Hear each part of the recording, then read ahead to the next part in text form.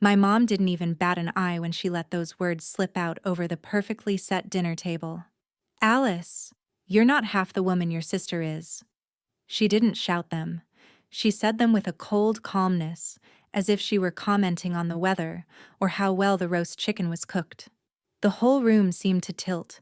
The sound of silverware clinking against china stopped dead. I didn't cry. I didn't shake. I just pushed my chair back, the legs scraping against the oak floor with a harsh sound that cut through the suffocating silence. I looked my mother dead in the eye, feeling years of patience hardening into a block of ice in my chest, and said in the calmest voice I could muster, "Then starting this month, she can pay you rent." 3 forks hit the plates at once. My dad's face went from wine-flush pink to sheet white. "Rent? What rent?" he whispered, his voice trembling like the truth was about to swallow him whole. Bella, my sister, who was sitting there with a half smirk of victory, suddenly froze like a wax figure. But that moment, the shock, the dead silence, the fear in my dad's eyes, was nothing compared to the storm that was coming. Because the real secret hadn't been revealed yet. They thought they controlled this chessboard, but they didn't know I had silently changed the rules 3 years ago. Before I tell you exactly what happened after that silence and how one sentence completely burned this model family to the ground, let's pause for a second. Have you ever had to sit at a table with your own flesh and blood but felt like you were just a nameless ATM? Hit that like button if you know the feeling, and leave a comment below sharing your story. I read them all. And now, let's see how I flip the script. My name is Alice Vance. Outsiders often mistake my silence for shyness, but the truth is much crueler. I learned a rule of survival early on in the Vance household. Silence is the price you pay for peace, and that peace, fragile as glass, was the only thing I tried to protect. On paper, my life was boringly stable. I was a finance manager for a large logistics company near the Portland port. My world was made up of cold numbers, deadlines, and systems that didn't know how to lie.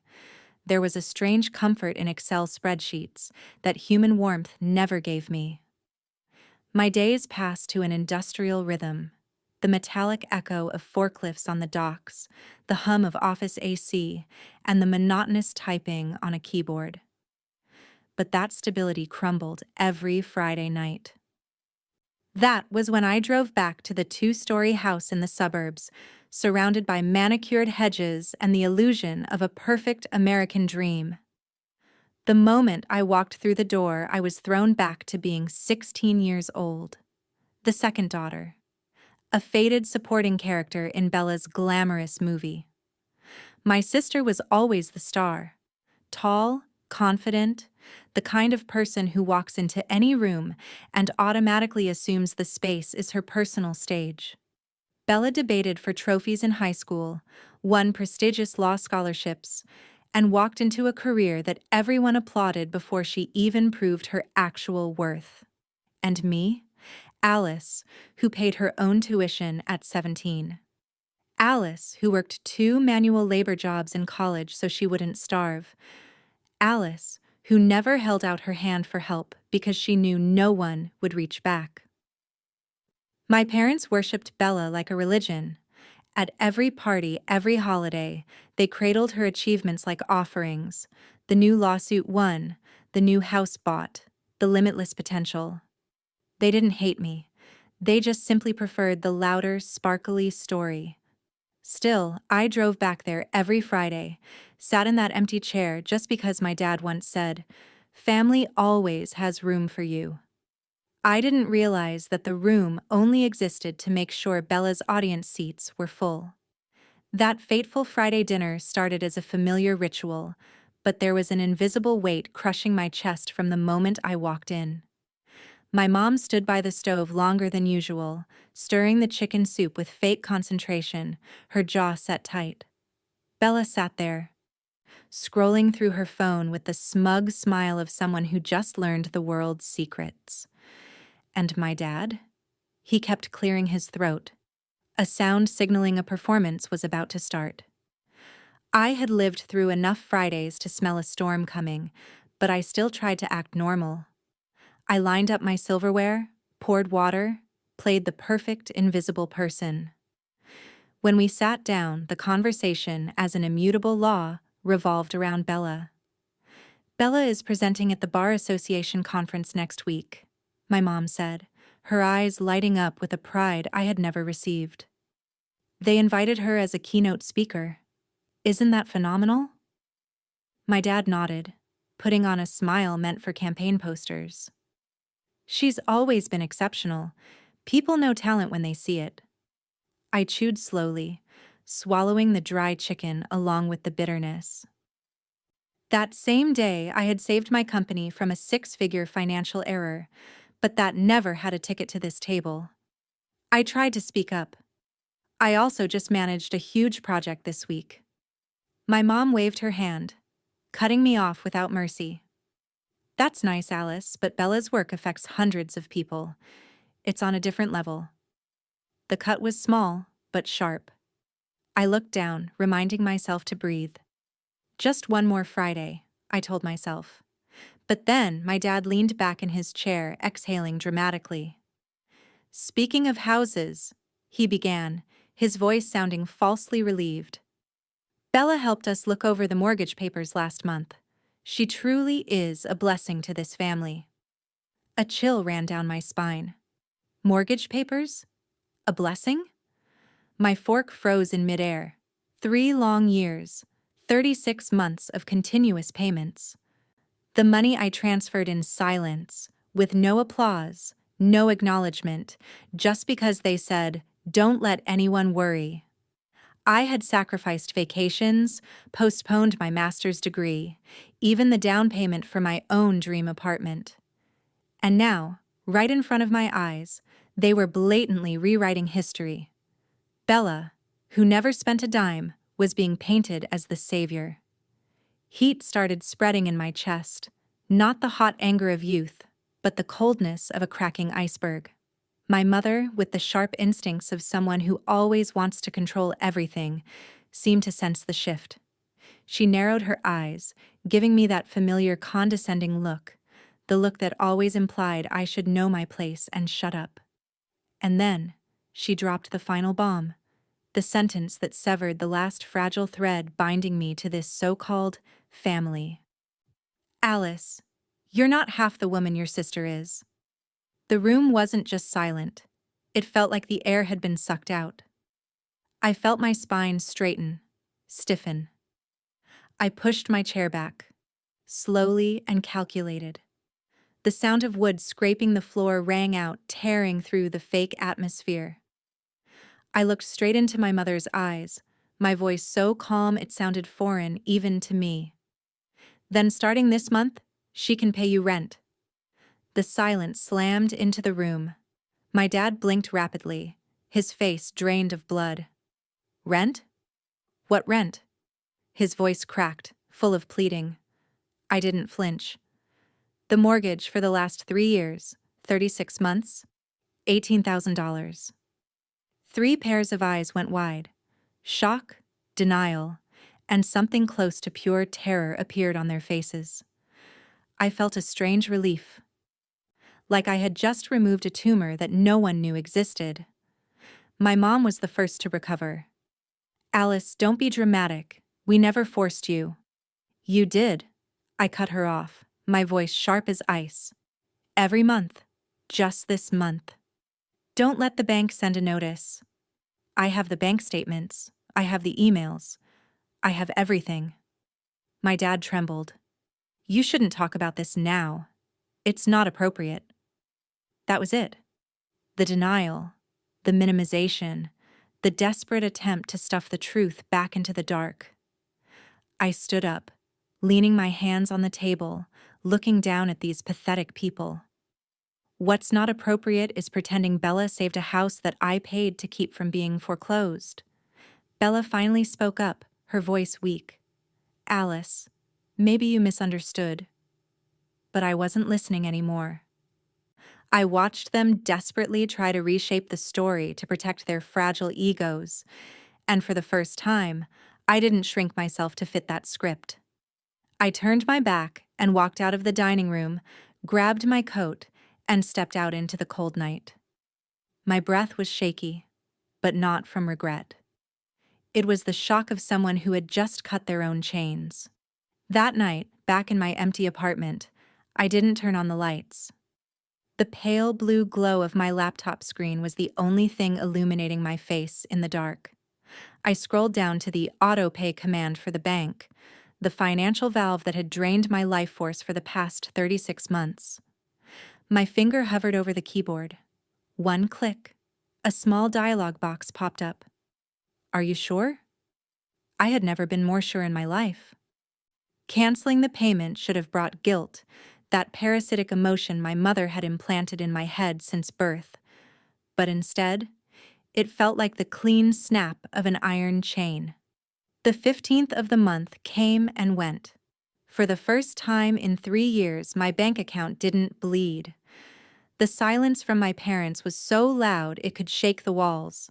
No texts, no calls. They were playing a game of chicken, or perhaps they were too panicked to figure out the next manipulation script.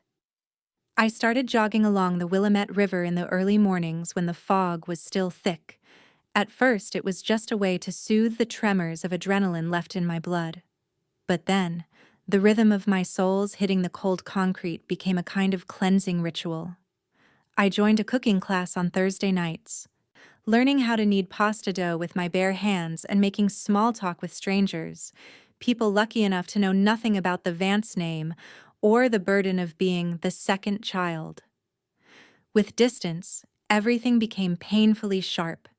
Every "just this month," every averted gaze, every time they toasted Bella while I silently paid the bills in the dark. Freedom didn't taste sweet like in Hollywood movies. It tasted like cold air, sharp and clean, air that had never been polluted by their toxic expectations. I was breathing, for the first time, with my own lungs.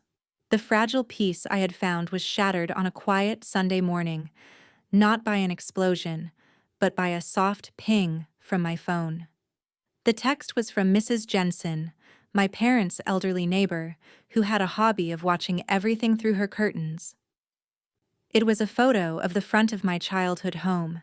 A huge, bright red vinyl banner was stretched across the porch, flapping in the wind like a victory flag. The bold text hit me, cruel and brazen. "Congratulations, Bella Vance, the hero who saved the family legacy." My body froze. Hero. Saved. I stared at the photo, feeling a numbness spread from my fingertips to my brain. They weren't just erasing my existence, they were blatantly stealing it. Every late-night transfer, every vacation I canceled to save money, every time I told myself family comes first, all of it was now wrapped up and offered on Bella's altar. This audacity wasn't just thoughtlessness anymore, it was a deliberate insult. I didn't cry. Tears are for the weak who still hope for pity. Instead, I felt a calm as sharp as a scalpel. I walked to my desk, pulled out the black file folder where I kept every bill, every transfer receipt for the past 36 months. I started organizing them, not as a messy pile of papers, but as a legal dossier: dates, amounts, memos. Just then, Sarah called. Sarah was an old family friend, a graphic designer. Her voice was shaking, full of guilt. "Alice, I think you should know," she whispered. "Your parents are planning a family appreciation party next month at a fancy restaurant in Seattle. They hired me to make a photo slideshow." I gripped the phone tight. "To honor Bella, right?" "It's worse than that." Sarah hesitated. "They sent me the photo captions. They're calling her the family anchor, the savior." "Alice, I know that's not the truth." "Send me the file, Sarah," I cut in, my voice ice cold. "What are you going to do?" "I just want to make a few edits for accuracy." When the slideshow file arrived, I looked at the photos of Bella beaming in front of the house my salary had saved. I made a copy. After the final slide praising Bella, I started inserting my truth: payment charts, bank statements, and text messages of my mother begging for money. I saved it all onto a small USB drive, cold and heavy in the palm of my hand. This wasn't about money anymore. This was a war to reclaim the truth. Can you feel the anger boiling? If you also want to see liars pay the price, hit subscribe right now. Don't miss what happens next, because Alice is about to walk into the lion's den, and what she's bringing isn't congratulations, but a death sentence for their reputation. In the weeks that followed, I moved into a new apartment in downtown Seattle. It was a space flooded with natural light, with floor-to-ceiling windows overlooking the gray city skyline. I bought a gray sofa, a simple oak table, and a tall bookshelf. For the first time in my life, I walked into a home that was entirely mine, with no ghosts of expectations or other people's financial burdens. And then, the invitation arrived. Not a formal card, but a curt text from my mother. Family appreciation dinner, 7 p.m. Saturday at the Emerald. Dress nice. No explanation, no apology. She assumed I would show up like an obedient extra to be the background for Bella's glory. I didn't reply. I just prepared. When the day came, I didn't choose an outfit to impress them. I chose a dark blue dress, sharp cut and cold as a blade. I did my makeup carefully, not to hide fatigue, but to paint on the face of a woman who no longer knew fear. I wasn't going there to party. I was going there to end it all. The Emerald restaurant was glowing with warm yellow lights and the clinking of glasses. Through the glass doors, I saw familiar figures. My dad was adjusting his tie, his face rosy with wine and self-importance. Bella was gorgeous in an emerald silk dress, laughing with distant relatives I hadn't seen in years. They were all dressed like they were attending a coronation. And in a way, they were. I waited in a hidden corner near the entrance, hands in my coat pockets, clutching the small silver USB. It was cold and heavy, containing the world's most dangerous weapon, the naked truth. I watched my dad step onto the small stage, taking the microphone, his smile stretching ear to ear. He was about to tell a fairy tale about his hero daughter, but he didn't know that the story's real editor had just walked into the room. "We are here tonight," my dad's voice boomed through the mic, dripping with arrogance, "to honor Bella, the devoted daughter who single-handedly held this roof up when the storm hit." Applause rippled through the room like a fake rain shower. Flashbulbs went off, celebrating a living saint who never existed. On the big screen, the slideshow started running smoothly. Bella standing on the porch with a winning smile, Bella signing meaningless papers, Bella hugging Mom, both acting out looks of relief. The captions appeared, soft fonts but brutal content. "Thank you, Bella, the solid anchor of the Vance family." I stood leaning against a pillar in the shadows, sipping wine, waiting for the moment Sarah kept her promise. And then, the screen flickered. Bella's photo disappeared. Instead, a dry, sharp, cold bar chart appeared. Next came a series of bank statements scrolling by. January 15th, 2,400. Sender, Alice Vance. February 15th, 2,400. Sender, Alice Vance. Memo. Mortgage payment, 3 years, 36 consecutive months, a total of $86,000. The entire room went dead silent. The space was so quiet I could hear the ice melting in the glass of the man standing next to me. My mother's text messages appeared next, blown up huge so no one could pretend not to see. "Alice, please transfer the money now. The bank is about to foreclose." And right below it, "Don't tell Bella. You know your sister needs to maintain her image." My dad stood frozen on stage, the microphone drooping by his side like a broken arm. My mom gripped the white tablecloth, her face drained of blood. And Bella, the wine glass in her hand, wobbled, spilling crimson drops onto her expensive silk dress like a freshly opened wound. The truth didn't need to scream. It just needed to be present. I stepped out of the shadows, the sound of my heels hitting the marble floor ringing out sharp, like a judge's gavel. Every eye turned to me, the invisible daughter who had suddenly become so blindingly bright, no one dared to look directly. "If the truth tonight makes anyone here feel uncomfortable," I said, my voice not shaking but cold as steel, "that is not my fault." My dad looked at me like he was seeing a vengeful ghost. My mom shrank back, not out of remorse, but out of fear as her perfect mask crumbled piece by piece.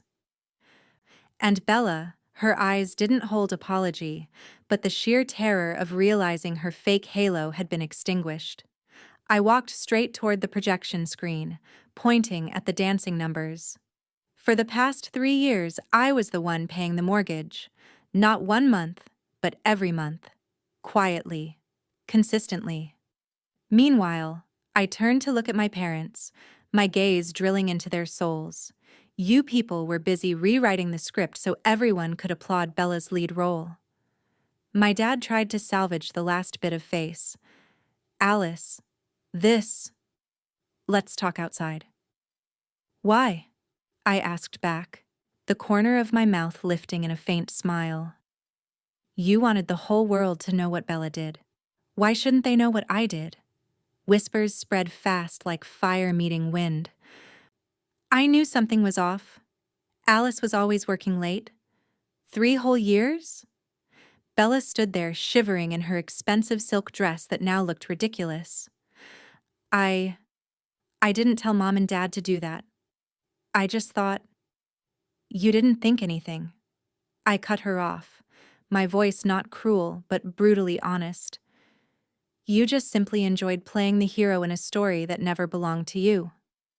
My mom finally spoke up, her voice weak. "Alice, we didn't want to embarrass you." I laughed, a dry sound. "Embarrass me by telling the truth?" I pulled the USB out of the computer, slipping it into my pocket. I didn't need to attack them anymore. The truth had done its job. "To be clear," I declared, my voice echoing through the silent room, "I don't need that house. I don't need a thank you. I simply will not allow you to erase my existence for one more second." My dad reached out. "Alice, wait." But I didn't wait.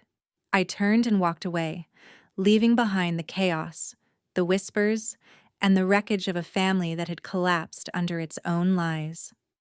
The door closed behind me with a soft but final click. 2 days after that fateful party, as I was watering plants on my windy balcony, there was a timid knock at the door. Through the peephole, I saw my parents standing close together, looking smaller and older than ever. The Seattle chill seemed to have etched extra lines of regret onto their faces. I opened the door without a word. They walked in slowly, their eyes scanning my apartment as if stepping into a foreign world they never imagined I could reach. Sunlight flooded through the floor-to-ceiling windows, illuminating the tall bookshelf, the simple oak dining table, and the elegant quiet I had built with my own money. My mom spoke first, her voice cracking. "Alice, we're sorry. We were wrong. We shouldn't have let the story go that far. Shouldn't have made you carry everything alone." My dad followed, his shoulders slumped. "We talked. We want to add your name to the house deed. You earned it." I let the words float by, not bitter, just feeling a cold clarity. "I don't need it," I said calmly. "I already have a home, my own home. What I need is respect and honesty, not a name on a debt paper." They fell silent. My mom's hands trembled. Dad looked at the floor as if the truth had finally dragged him to a place where he had no power. "I'm not angry anymore," I said softly, "but I'm done. I won't disappear anymore. But I also won't go back to being a shadow. If we want to rebuild anything, it has to start with you respecting this boundary." When the door closed behind them, the apartment seemed to brighten. I stepped out onto the balcony, looking down at the city lights twinkling below. For years, I thought keeping the peace meant keeping quiet. But the truth is, silence doesn't protect you. It erases you. Choosing myself didn't break my family. It just broke the toxic script that held me back. If you've ever had to carry pain in silence or been written out of your own story, tell me in the comments. I read them all. And if this chapter resonated with you, hit subscribe. There are more stories to come, stories about finding your voice, standing on your own 2 feet, and rewriting the definition of family.